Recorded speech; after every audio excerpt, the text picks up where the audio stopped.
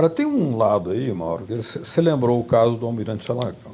A última vez que vocês estiveram aqui, vocês três, mais o filho do Jean, que aliás ele João não pôde Vicente. vir porque, pelo falecimento de um parente, o João Vicente Goulart, ele não pôde comparecer hoje, ele teve que viajar para Porto Alegre para o funeral. Mas na última vez que você mesmo esteve aqui, nós discutimos a legalidade, lembra? E a legalidade foi o movimento cívico, corajoso, mobilizador, liderado pelo Leonel Brizola, que derrotou o golpe, intimidou as forças golpistas. Por que de 61 até 64 não houve também condições de preparar algo que pavimentasse um caminho para a continuidade do governo Goulart? Porque nós estávamos todos numa ilusão muito grande. Nós achávamos que tínhamos realmente o poder. Esse foi a grande ilusão nossa. Nós acreditávamos, por exemplo, eu me lembro, eu não sei se contei isso aqui, uma das experiências mais tristes que eu tive, mas que me preveniu um pouco, eu fui a Recife entrevistar o nosso Miguel Arraes, que era prefeito de Recife. E aí fui visitar o Chico Julião, na casa dele. Cheguei na casa do Chico Julião, o Chico Julião estava de cama, com uma enxaqueca, com aqueles negócios de batata na cabeça para combater a enxaqueca. Eu digo assim, meu Deus do céu, esse é o líder dos camponeses. Se tiver que fazer revolução, se tiver com enxaqueca, como é que vai ser? Quer dizer, nós tínhamos todas as ilusões. Achava que o Chico Julião tinha não sei quantos mil homens armados. Não tinha nenhuma... Olha, se todas as ligas camponesas tivessem 3 espingardinhas daquelas... Pica-pau era o máximo que tinha. Não tínhamos nada. E achávamos que tínhamos tudo. Isso é uma das coisas. E porque nós nunca vimos realmente o nosso inimigo real. Isso é que é o problema. Está aqui, por exemplo, eu estou aqui com um livro que é uma pena que não tenha sido traduzido para o português. Eu comprei em Nova York, num sebo. Se chama The Americanization of Brazil. Um estudo da diplomacia da Guerra Fria, da diplomacia da Guerra Fria no Terceiro Mundo entre 45 e 54. Esse livro aqui mostra claramente como a mídia brasileira foi comprada pela Embaixada Americana. Chegou o momento, tem aqui, o problema é que está em inglês aqui, para traduzir é um pouco complicado, mas eu posso mostrar para vocês aqui, para vocês depois poderão ver aqui. Uma coisa importantíssima. Tudo em torno da Petrobras, para você ter uma ideia. A Petrobras, eles não queriam a Petrobras de jeito nenhum. Bom, então tentaram, durante todo o governo do Dutra, ir contra. Bom, porque os militares, então, aí é que estava interessante. Nossos tios militares estavam conosco na defesa da Petrobras. Tinha o almirante Álvaro Alberto, tinha uma série de grandes militares que estavam defendendo. A única exceção era do Juarez Távora. Isso o Juarez, que foi o homem da coluna. Foi da coluna, né? Você vê como é que são as coisas. Não, o Juarez era meio desequilibrado, né? Ele era meio assim, ele tinha qualquer coisa assim, o sorvete na testa. Bom, mas acontece o seguinte, ele conta aqui, esse sujeito, porque o autor é um autor muito singelo. Se chama Gerald K. Haynes. Cargo dele, o historiador sênior da Central Intelligence Agency, da CIA. Da CIA. Bom, esse cara, então, conta... Gerald, qual é o nome? Gerald K. Haynes. Esse cara, então, conta como é que as 7 irmãs e capitaneadas pelo Nelson Rockefeller, que veio aqui várias vezes, como é que o Nelson Rockefeller tentou convencer os políticos brasileiros a não concordar com o monopólio estatal do petróleo. Conta tudo isso e até conta até com ofensas ao Brasil, contando, por exemplo, que o sujeito que era o presidente da Standard Oil no Brasil assim, muitos brasileiros atingiram o estágio pavloviano. Quando se fala em petróleo, a boca deles enche de espuma. Assim, né, essa coisa? E mostra como é que o dinheiro era entregue a alguns jornais, a alguns jornalistas, né, alguns donos de jornal, alguns não, a todos, sobretudo ao doutor Assis Chateaubriand. Ele conta aqui, claramente. Última hora não, né? Não, última hora não. Última hora não existia ainda. Foi em 54. Não, já existia. Não, mas na última hora não. Então, ele conta, por exemplo, ele conta que, que a Embaixada Americana chegava a redigir editoriais. Isso já antes, quando houve a execução do casal Rosenberg, a Embaixada Americana redigiu editoriais sobre a execução, defendendo a posição americana, em 3 ou 4 versões diferentes. Cada um dos grandes jornais publicou uma das versões do editorial, como editorial do jornal, produzido dentro da Embaixada Americana. Tudo isso está dito aí nesse livro. Está no livro aqui. Está aqui. Esse livro não tem tradução no Brasil? Não tem, não, nunca foi traduzido. Está aqui. Aliás, os editores que... É uma boa, né? É uma boa. Fica a sugestão. É uma boa. Fica a sugestão. Então você vê como é que é a coisa. Os jornais todos estavam assim. Estavam todos... Depois nós repetimos isso em 64 com o IBAD. Foi a mesma coisa. A imprensa toda se uniu, né, para derrubar o governo do Jango. E o IBAD soltava dinheiro, comprou deputados claramente, com dinheiro, tranquilamente. Bom, então nós estamos nesta situação. Hoje, as pessoas acham que não há situação adquirida. Na história não há situação adquirida. Eu há pouco tempo estava meditando nesse negócio da coisa da Comissão da Verdade, tudo isso. Eu acho o seguinte: todos nós que sofremos, eu sofri não no meu corpo, mas minha mulher foi presa nas primeiras horas, teve incomunicável durante 6 meses, grávida. Entendeu? O que minha mãe, levada a fuzilamento simulado, tudo isso. O que minha mulher sofreu, eu confesso a você, quando voltei, ela não deve estar aí. Quando eu voltei do exílio, eu voltei, confesso a vocês, disposto a matar 2 sujeitos. Um que havia denunciado, mentido para burro, inventado histórias contra ela, etc., que era um colega meu de jornal, era um jornalista. E o outro era o diretor da penitenciária de mulheres, onde ela esteve presa em Belo Horizonte, 64. Porque era um sujeito que se dizia meu amigo e alegou, quando companheiros nossos, você está tratando muito mal a Vânia. Não posso tratar melhor não, porque eu sou amigo do Mauro, como é que eu vou tratar ela bem? Quer dizer, essa é a coisa. Entendeu? Pois bem, eu vim disposto a matar esses 2 sujeitos, confesso a vocês. E mataria, confesso a vocês, mataria. A revolta que eu tinha, eu mataria. Um morreu com um trolleybus que apertou ele num poste em Belo Horizonte, os 2 anos antes de eu voltar. Eu não sabia.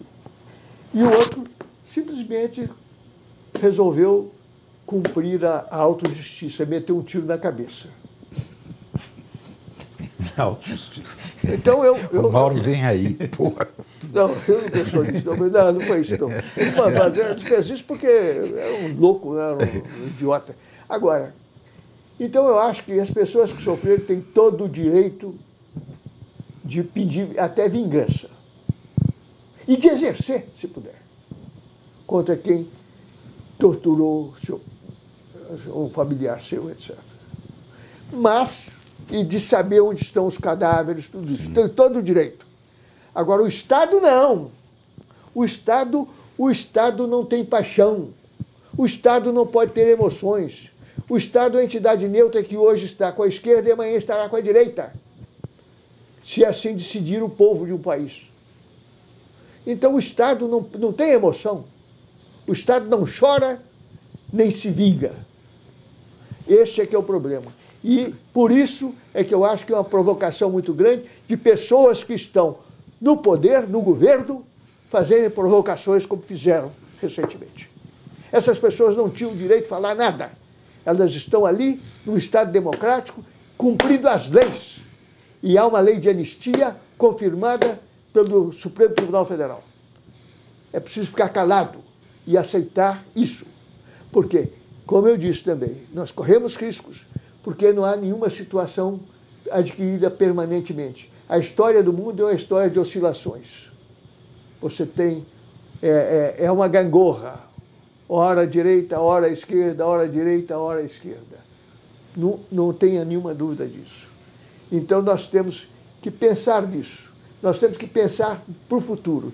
Tentar esquecer tudo isso que houve, esquecer mesmo, e defender o país, porque os verdadeiros inimigos, que os militares não sabem que estão a serviço deles, e que os outros, os bobalhões aí também não sabem que estão a serviço deles, os verdadeiros inimigos estão aqui, ó. Aqui. Lá fora. Lá fora. Porque o país é um dos poucos países do mundo que ainda tem reservas de natureza fantásticas. E, mais uma vez, antes era a Petrobras com o petróleo, o monopólio estatal do petróleo, que era um pouquinho de petróleo que nós tínhamos. Agora é o pré-sal. Agora é o pré-sal. Agora é a Amazônia. Nióbio. Ah, é o nióbio. É o tório. Agora... é essa riqueza que nós guardamos. Eu ontem mesmo estava discutindo lá no Senado, conversando com os amigos meus lá, os diplomatas, e lembrando uma coisa muito interessante. Teve aqui, ele deve ter conhecido, aqui na Universidade de Brasília, esteve aqui durante algum tempo, um homem muito singelo, muito simples no falar, etc., mas uma das maiores personalidades do pensamento moderno, chamado Agostinho da Silva. Um português. O português disse uma coisa muito interessante há algum tempo atrás. Assim, o Brasil, a Europa só vai salvar-se no Brasil, que o Brasil guardou o humanismo europeu. Nós guardamos esse humanismo. Essa é a nossa forma de ser, a solidariedade entre as pessoas, etc. Entre algumas pessoas, é claro, né? Todas. Mas esse espírito brasileiro é que vai salvar o mundo, na opinião do Agostinho da Silva. Então, por isso, nossa responsabilidade é muito maior. Nós não temos só reservas naturais, nós temos reservas morais que devemos voltar a elas. Isso é que é verdade. E nós não estamos entendendo isso. Ronaldo, um debate que se fazia, já foi mencionado aqui de alguma forma, como que a esquerda avaliava aquele processo? Você estava no movimento estudantil na época. Estava na Polop.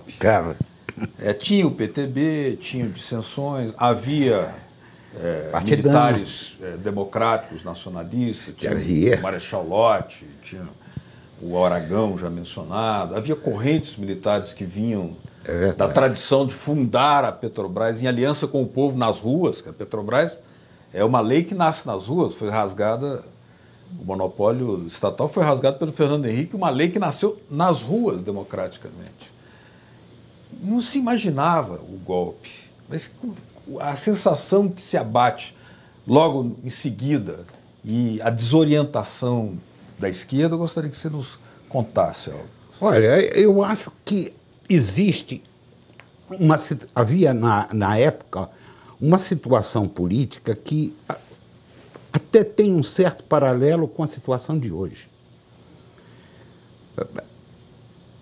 Criou-se, através dos órgãos de imprensa, de porta-vozes, como Lacerda e outros, não só Lacerda, mas eram outros, toda uma discussão sobre a corrupção no Brasil.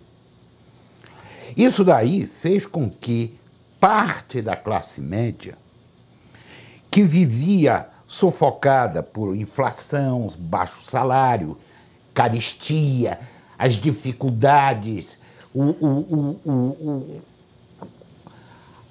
o dia a dia difícil nas cidades brasileiras. A gente sabe como são difíceis. Essa semana mesmo vimos o trem, o metrô de São Paulo, e é um transtorno brutal, cai uma chuva, alaga uma rua, alaga alguma rua, é um transtorno. E o povo que vai trabalhar, que depende de condução, perde, gente é despedida porque faltou, mas não faltou porque o trem... Então, toda uma classe média, média baixa e também alta, se horrorizando com o que via. Naquela época existia isso. Lacerda falava muito contra a corrupção.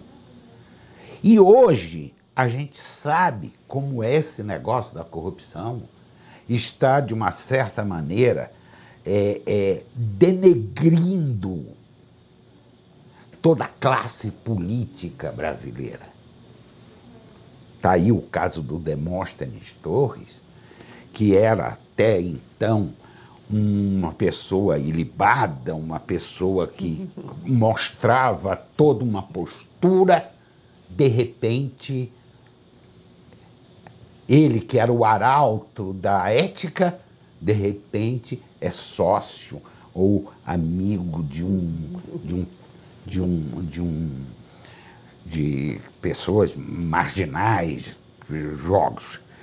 Eu até fiz uma brincadeira no meu blog e disse, entendi, é igual o PT, que era o arauto, o partido arauto da ética, mas teve o mensalão, então são iguais, é o Demóstenes e o PT.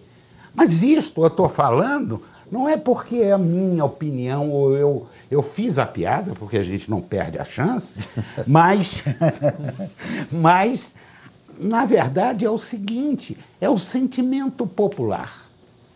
Isto é um paralelo com o pré-64.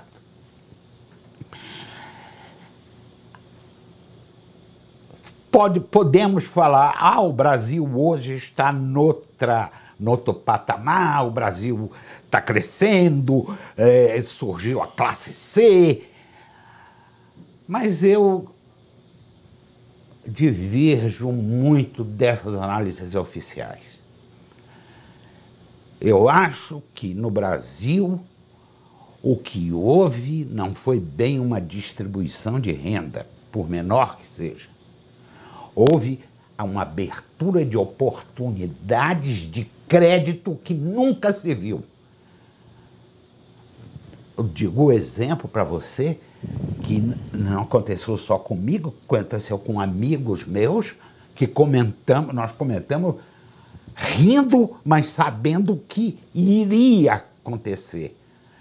Faxineiras, empregadas domésticas, recebendo de bancos cartões de crédito com a disponibilidade de 2.000.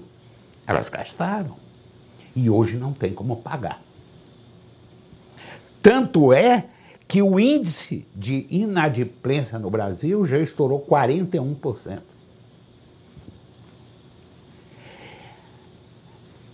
A inflação está aí, o próprio Banco Central levantando algumas hipóteses meio não vai ser este ano o que se pretende, o PIB não vai crescer quanto o Guido Mantega fala. O Guido Mantega é completamente fora da realidade, né?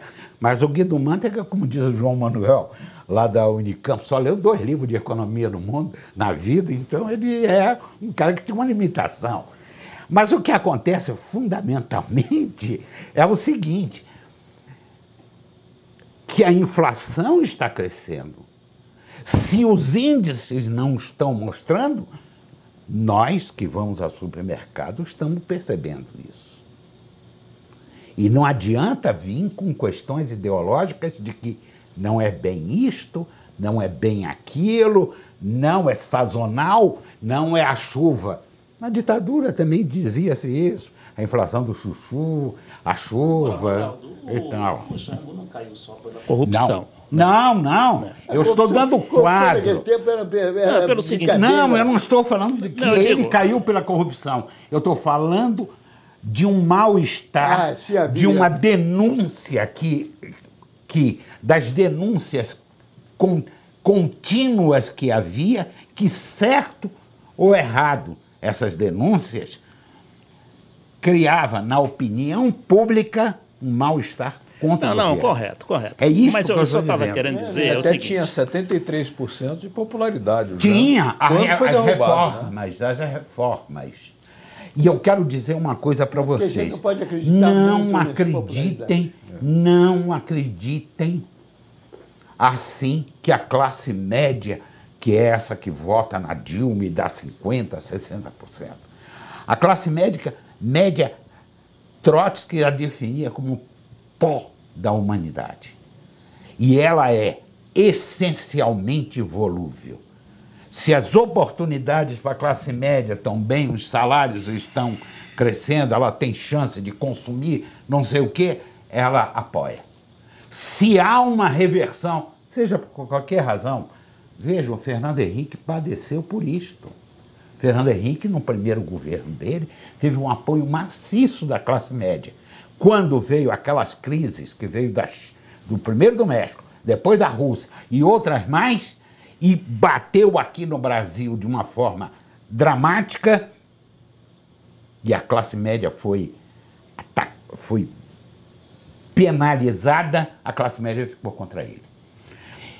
Agora, Isto é preciso aconteceu em 1964. Ronaldo, tudo bem. Eu quero só insistir na questão da corrupção aí. Porque a CIA, e o Mauro Santayana lembrou muito bem, não só a CIA, como todos os órgãos de informação e de segurança dos Estados Unidos, e não só dos Estados Unidos, como do sistema de dominação. E aí a gente inclui Fundação Ford, Fundação daquela do Clinton, Fundação dos ex-presidentes, Fundação Rockefeller, mas principalmente. Sobretudo o Clube de Bilderberg e a Trilateral. Porque esses outros todos são dominados por eles. Eles vivem trabalhando e pesquisando no gancho exato para o momento de fazer a tal da conspiração. O Brizola, no Rio de Janeiro, por exemplo, estava numa situação boa. O Brizola estava oferecendo 500 escolões, que são os CIEPs, né, os brizolões. Quando governador. Colocando 55% do orçamento da educação nas escolas. O Brizola, o que pegava? Qual era o problema do Brizola? Ele não conseguia controlar a violência urbana. Então, era todo dia violência urbana, e aí tinha invasão disso, invasão daquilo, e o diabo. Eu quero só concluir com o seguinte. Hoje, esse mesmo gancho, né, que a gente chama em redação de gancho, mas é o tema escolhido, ele está sendo utilizado lá no Chaves, porque o Chaves também está dando educação, está dando para o povo comida, está dando tudo lá, vivendas, que são as habitações, né? Ele está dando quase, já prometeu 3 milhões de vivendas e já concluiu, parece, 400 mil. Então, estão insistindo na tal da violência urbana. Por quê? Porque a violência urbana também atinge a população. Então, a gente precisa ter um certo cuidado, né, com esses truques, né, para que a gente também não caia nesse tipo eu não digo provocação, mas também a gente precisa entender qual é o mecanismo deles. Agora, vejo também que o Brasil está muito isolado. O nosso problema é o isolacionismo, né? Enquanto a Argentina está aí progredindo no campo da nacionalização, hoje o noticiário está dizendo que a Argentina, que a Cristina Kirchner, está estudando a reestatização da YPF, que é a Petrobras de lá, que foi vendida pelo Eni, né? Foi vendida pelo Eni aos espanhóis, sobretudo a Repsol. Pois é. Então, a gente, por exemplo, está vendo esses presidentes populares todos fazendo grandes progressos, e aqui, aí eu concordo com você, aqui nós estamos andando para trás, quer dizer, privatizando o aeroporto. Para que isso? Né? Privatizar aeroporto e ninguém fala nada. Né? É isso que está vendo. Nós estamos realmente regredindo. Eu concordo com você nesse ponto. Agora, que a corrupção é o principal problema, porque... Não. Eu, então, não me fiz entender. Eu estava falando do discurso para minar o governo. Que pegava. Que pegava. Porque muito. isso horroriza. Porque repare uma coisa, você imagina uma classe média sofrendo problemas de carestia, de uma inflação alta, de salários baixos. O dia a dia ela vive isto. Mas ao lado um noticiário que fala: esse deputado roubou não sei quanto, isso não sei quanto. E a população vê essa coisa com um agravante. Esse pessoal não é punido. Isto daqui faz com que esse jogo vá levando a classe média, que é volúvel. A classe média hoje pode apoiar um governo e no dia seguinte mudar. Isso daí, até na literatura se mostrou isso. E o agravante é que a imprensa estava toda na mão da direita fazendo isso. É claro. E hoje, o que é que ela faz hoje? E o que ela faz hoje? Ela faz hoje? Aliás, hoje você não tem nenhuma última hora. Não tem uma última hora. Eu preciso fazer uma pequena pausa aqui, para a gente tomar uma aguinha. Você está assistindo o programa Contra a Corrente Especial, nós estamos ao vivo. Se você quiser mandar perguntas para cá, eu esqueci de dizer isso logo no início. Quem estiver assistindo pela internet, no www.tvcomunitariadf.com.br, o telefone daqui é o 3344-5626. Se quiserem dirigir perguntas aos nossos convidados, fiquem à vontade. Daqui a pouquinho a gente volta. Fiquem com o programa Contra a Corrente. Até já.